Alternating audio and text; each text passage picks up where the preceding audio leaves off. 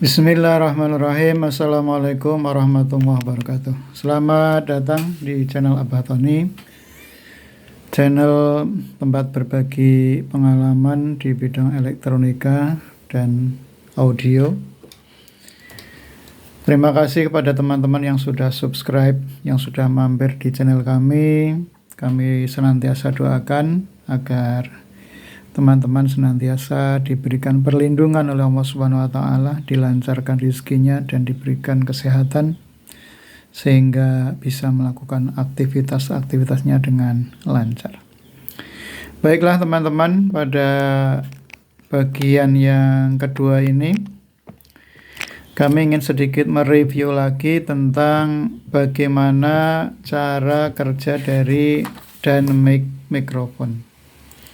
Ini ada sebuah gambar yang merupakan gambaran dari dynamic microphone. Kita lihat teman-teman. Ini ada lilitan, ya, ada coil atau lilitan. Kemudian ini ada magnet. Nah, di sini di paling depan ini ada sebuah diafragma. Ya, bagian yang tipis yang bisa terbuat dari plastik atau plat atau kertas yang mana berfungsi sebagai diafragma. Maka ketika ada gelombang suara yang menekan diafragma, ya, maka tekanan ini akan membuat lilitan ini naik maju mundur ya. Artinya ada getaran. Ketika ada getaran membuat lilitan ini ada pergerakan maju mundur. Nah, maju mundurnya coil ini yang berada di medan magnet maka akan menimbulkan perubahan listrik. Ya, akan menimbulkan perubahan listrik yang berupa tegangan AC, akan mengeluarkan tegangan AC di sini. Ini yang kemarin disebut bahwa tegangan yang dikeluarkan dari proses ini masih berkisar dengan nilai yang sangat kecil, yaitu milivolt ya. Milivolt. Nah, tegangan yang kecil itu kita sebut masih pada mic level. Jadi karena tegangannya kecil maka disebut mic level. Nah, untuk supaya tegangan yang kecil itu bisa dimanfaatkan atau dihubungkan dengan perangkat yang lain, maka perlu ada rangkaian penguat berikutnya, yaitu yang kemarin kita sebut dengan rangkaian preamp. Ya, jadi dengan rangkaian preamp itu nanti dari tegangan yang masih berkisar milivolt akan ditingkatkan lagi menjadi sekitar 0,5 sampai 2 volt. Nah, itu adalah standar tegangan yang bisa diumpankan ke ampli atau ke alat-alat yang lain. Nah, tahapan itu disebut dengan line level. Jadi ketika sudah ditingkatkan tegangannya menjadi 0,5 sampai 2 volt, nah tahap itu disebut dengan line level. Kemudian yang kedua, ini kita ulas sedikit lagi tentang cara kerja mic condenser ya teman-teman. Di dalam mic condenser tidak ada coil, tidak ada magnet teman-teman ya. Kita lihat nih. Ini adalah dua plat ya, ada dua plat. Ada plat yang di depan ya, yang berfungsi sebagai diafragma, di mana ini nanti ketika ada gelombang suara itu menekan plat yang di depan ini, maka dengan diberikannya tegangan ya, karena mic condenser harus diberi tegangan. Kalau tidak diberi tegangan tidak bisa bekerja. Dengan adanya tegangan yang mungkin berasal dari baterai, nah dua plat yang diberi tegangan kemudian mendapatkan tekanan dari gelombang suara, maka akan terjadi perbedaan kapasitansi. Nah, akan terjadi perbedaan kapasitansi. Nah, dengan terjadinya perbedaan kapasitansi itu, pada akhirnya juga akan menimbulkan perbedaan beda potensial ya namanya. Sehingga akan mengeluarkan tegangan juga di sini. Jadi itu prinsipnya teman-teman ya, prinsip kerja mic condenser. Jadi di dalam mic condenser hanya ada ini, ada ada dua plat ya. Plat yang memiliki kapasitansi. Ya namanya kondensator sebetulnya kan, atau kapasitor sebetulnya. Nah, satu plat yang di depan itu berfungsi sebagai diafragma, yang satu di belakangnya. Nah, ketika ini diberi tegangan, maka ini akan memiliki beda kapasitans, ya. Terlebih-lebih ketika ada getaran di sini. Nah, getaran maju mundur, menjauh, mendekat, maka akan terjadi beda kapasitansi. Nah, otomatis dengan beda kapasitansi akan menimbulkan tegangan yang berubah-ubah juga di sini. Nah, itu ya teman-teman, prinsip kerja secara sederhana dari mic condenser. Oke, baiklah teman-teman. Kita sekarang akan berbicara tentang directional properties. Nah, bahwa mikrofon itu, ya, ini mikrofon, itu memiliki sifat-sifat pengarahan yang berbeda-beda. Sesuai dengan spesifikasinya, sesuai dengan maksud dan tujuan mikrofon itu didesain atau dibuat. Nah, kita akan melihat apa saja sifat-sifat pengarahan dari mikrofon itu. Kita akan melihat gambarannya di sini teman-teman. Oke. Nah, yang pertama,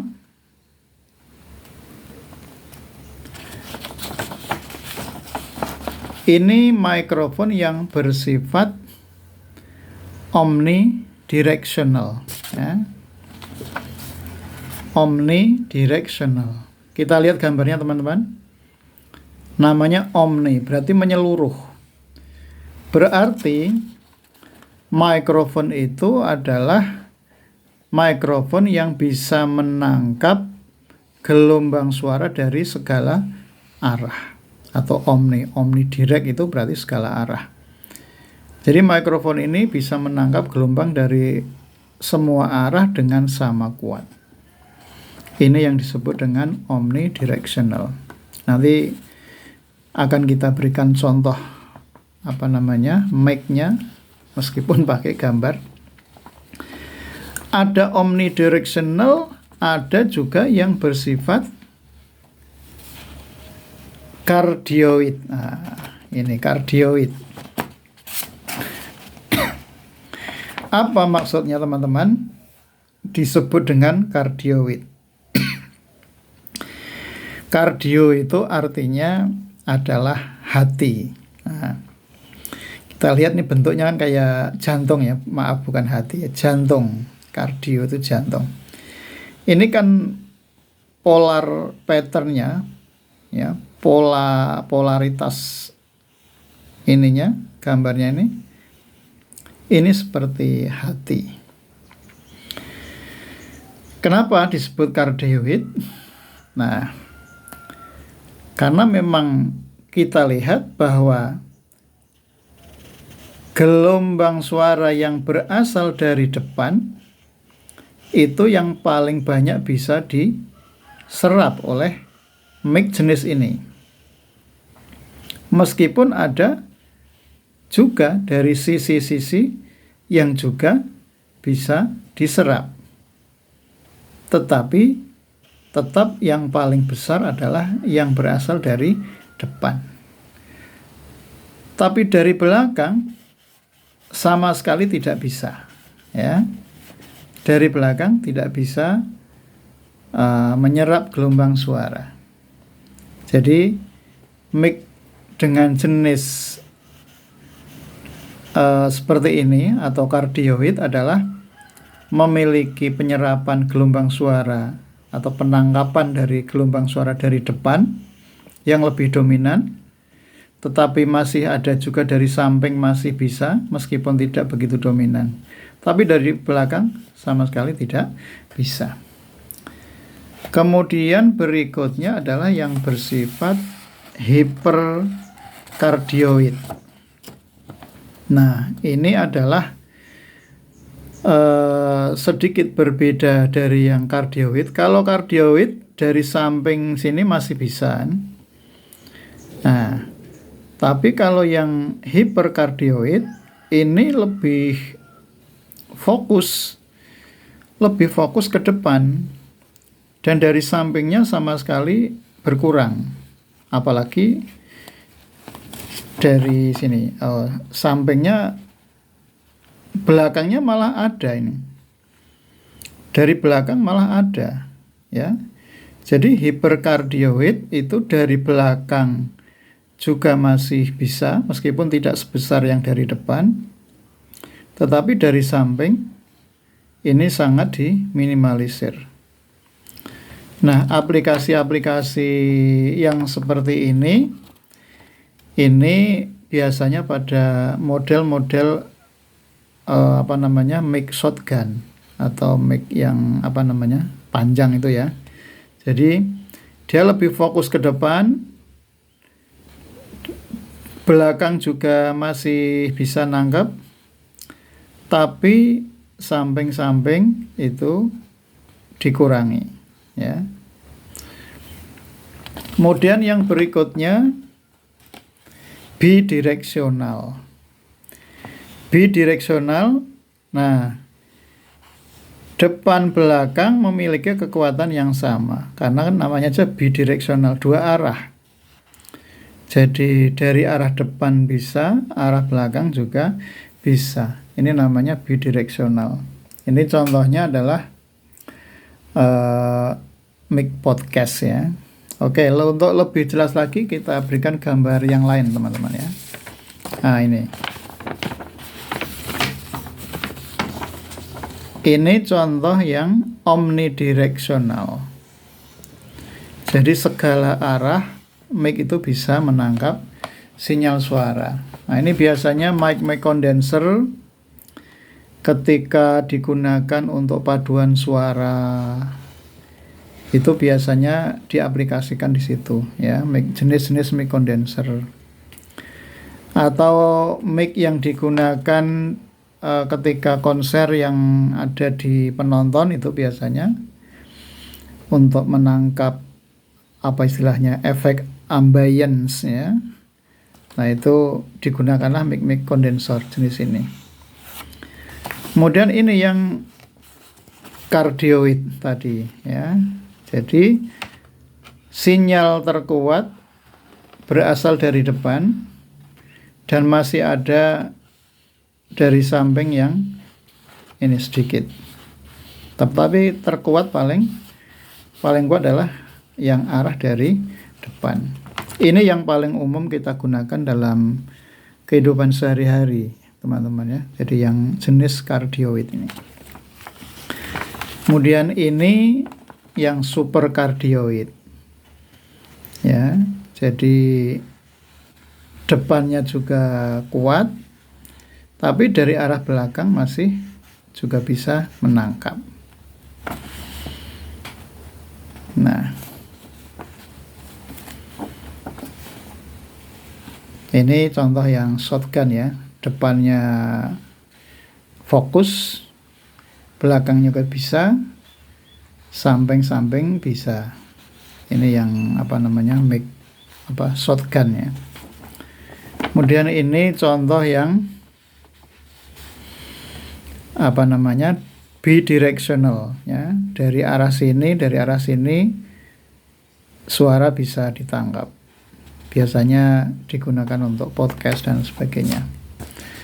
Oke, untuk contoh yang lainnya bisa dilihat yang ini teman-teman ya. Nah, ini mikrofon omnidirectional contohnya. Demikian juga yang ini termasuk tipe omnidirectional. Juga mic condenser yang ini termasuk omnidirectional. Kemudian contoh yang cardioid. Nah, ini mic yang sudah sangat melegenda untuk vokal, yaitu mic Shure SM58. Kemudian ini Sennheiser juga, ini juga yang jenis cardioid. Terus kemudian yang ini yang hypercardioid. Ya, jenis hypercardioid. Ya. Kemudian jenis yang bidirectional ini seperti ini teman-teman ya. Mic yang biasanya untuk podcast. Jadi dari dua arah bisa menangkap gelombang suara seperti ini. Oke, teman-teman. Nah, kemudian mikrofon ini memiliki juga impedansi. Nah, ketika kita ada di lapangan, artinya ketika kita nanti mau memilih mikrofon, itu bagaimana cara memilih mikrofon yang benar ya. Jadi mikrofon itu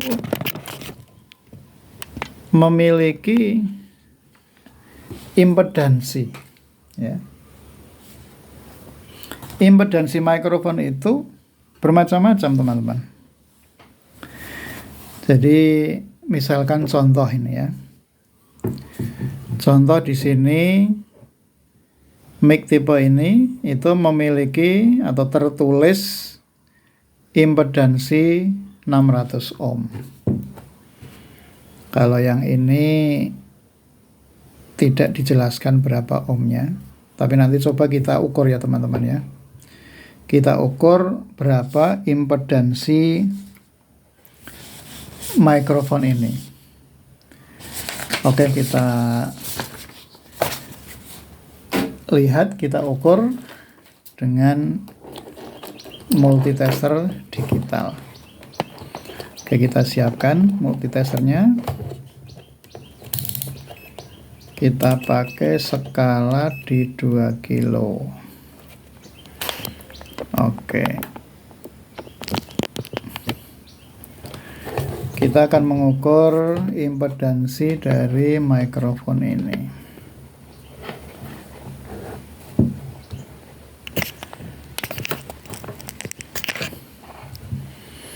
Oke teman-teman, kita ambil pin 1 dengan pin 2 ya teman-teman ya. Oke. Perhatikan teman-teman berapa angka yang keluar.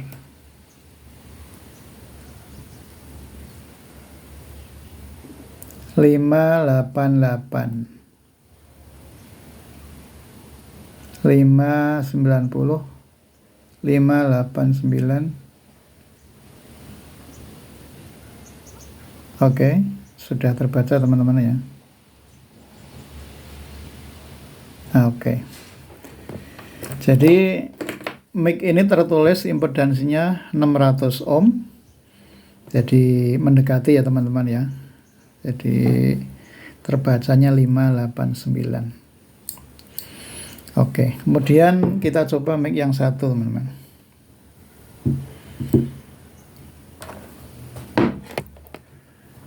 Oke, yang satu kita cek berapa impedansinya.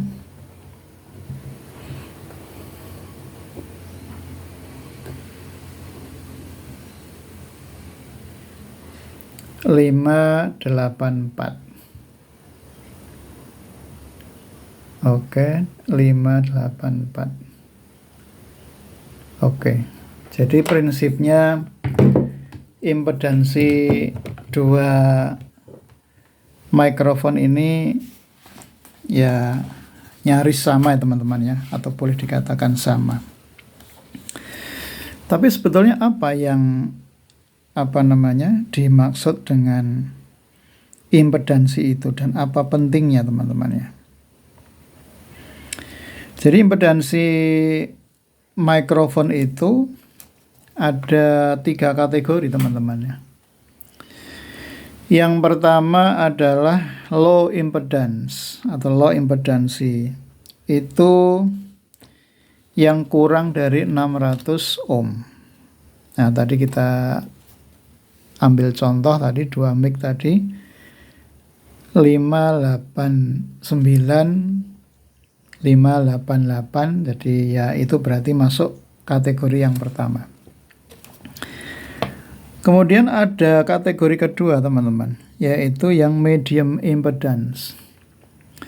Kalau yang medium impedance itu berkisar 600 ohm sampai 10 kilo ohm.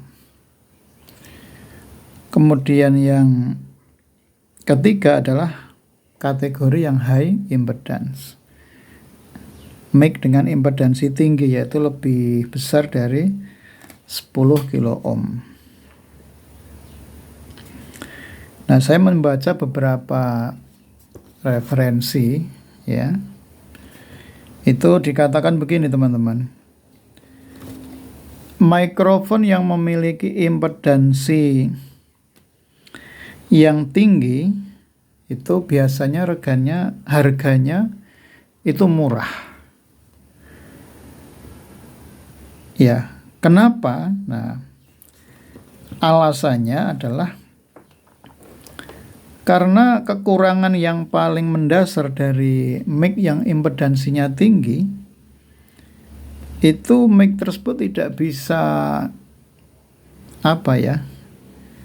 tidak bisa baik, tidak bisa bekerja dengan baik ketika melalui kabel yang cukup panjang. Jadi ketika mic tersebut dihubungkan dengan kabel yang cukup panjang, misalkan di atas 10 meter, kalau masih di bawah 10 meter, 5 meter misalkan, mungkin belum terlalu pengaruh besar ya teman-teman ya. Tapi ketika sudah di atas 10 meter, itu sudah mulai kualitas audionya sudah mulai berkurang. Nah, biasanya apa yang berkurang? Nah, frekuensi tingginya sudah mulai tidak kelihatan. Artinya mic itu sudah tidak mampu lagi merepro frekuensi tinggi dengan baik. Artinya bahwa mic jenis ini kurang disarankan untuk untuk bekerja lah, untuk sesuatu yang serius. Karena tadi ketika ditarik kabel yang panjang, nanti ada masalah, misalkan repro frekuensi tingginya jadi tidak benar atau sangat berkurang sekali nanti kualitas repronya. Nah, ini ya teman-teman, diantaranya yang perlu diperhatikan di dalam kita memilih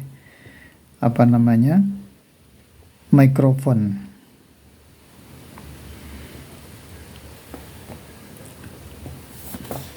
Jadi begitulah teman-teman ketika kita nanti akan memilih mikrofon. Tapi juga yang tidak kalah pentingnya adalah frekuensi respon dari mikrofon itu sendiri teman-teman. Tapi ini juga sangat terkait dengan harga teman-teman ya. Karena ketika pabrikan yang benar-benar serius, artinya pabrikan yang betul-betul meriset membuat mikrofon itu tidak main-main, dalam pengertian pabrikan itu pasti memberikan data yang benar, tidak hanya sekedar memberikan data yang abal-abal. Misalkan di dalam datanya dikatakan frekuensi responnya itu 50 Hz sampai 20 kHz.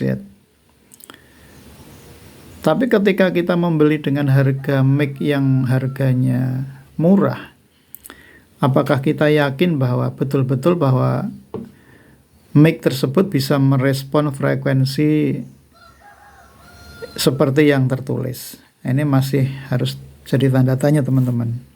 Dan pada prakteknya memang begitu. Artinya tulisan hanya tinggal tulisan, tetapi pada kenyataannya tidak menunjukkan apa yang sebenarnya. Karena memang ya money doesn't lie, teman-teman ya. Uang tidak bisa berbohong ya. Karena sebuah produk yang diproduksi dengan kualitas yang baik, tentu materialnya juga baik dan juga didukung dengan pengujian yang juga serius. Nah, kemudian untuk catatan yang lainnya juga bahwa respon daripada mikrofon itu juga harus kita perhatikan ketika kita ingin mengaplikasikan di lapangan sesuai dengan tujuan kita. Kalau mic yang ada di hadapan kita ini memang ini mic yang pada umumnya digunakan. Ya, meskipun ini bukan mic yang berkualitas, teman-teman ya. Tapi ini mic yang pada umumnya digunakan untuk vokal, untuk berbicara. Ya, respon frekuensinya mestinya yang merata ya. Rata untuk semua frekuensi itu mic yang digunakan untuk keperluan yang sifatnya umum. Tapi ketika mikrofon yang digunakan secara khusus, misalkan mikrofon khusus untuk kick drum, maka tentu mikrofon itu ya harus memiliki respon frekuensi rendah yang cukup baik. Maka mic-mic seperti ini tentu tidak disarankan karena repro frekuensi rendahnya pasti kurang baik.